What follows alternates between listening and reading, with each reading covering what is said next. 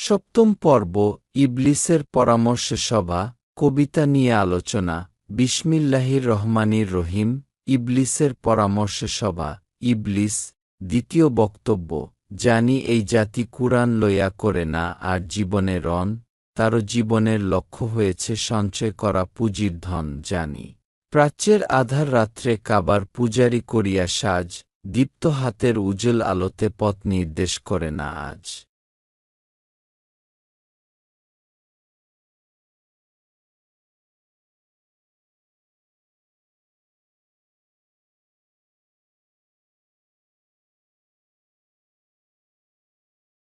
আধুনিক যুক্তাগিত তবুও সমস্যা এই তুলেছে ধরে মুহাম্মদের প্রণালী বুঝি বা প্রকাশ হইয়া আজিকে পরে সাবধান করি বেঁচে রও তার নীতির দারুণ আঘাত থেকে নারীকে সে করে রক্ষা এবং পুরুষ আসে যাহারে দেখে সকল গোলামি তোরে তার বাণী মৃত্যুর যেন রুদ্রডাক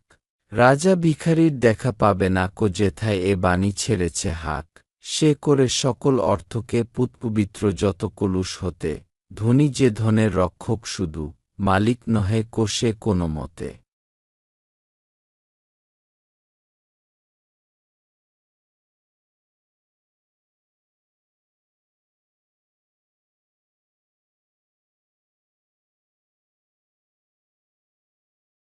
কর্মের আর চিন্তার বল এর চেয়ে বড় কি বিপ্লব ভূমির মালিক রাষ্ট্র নহে কো আল্লাহই মাত্র দুনিয়া সব জগতের কানে চাপা যতদিন থাকে এর বাণী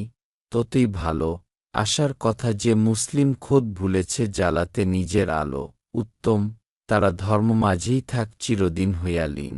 ব্যস্ত থাকুক কালামুল্লাহর ব্যাখ্যা লইয়া রজনীদিন আলহামদুলিল্লাহ।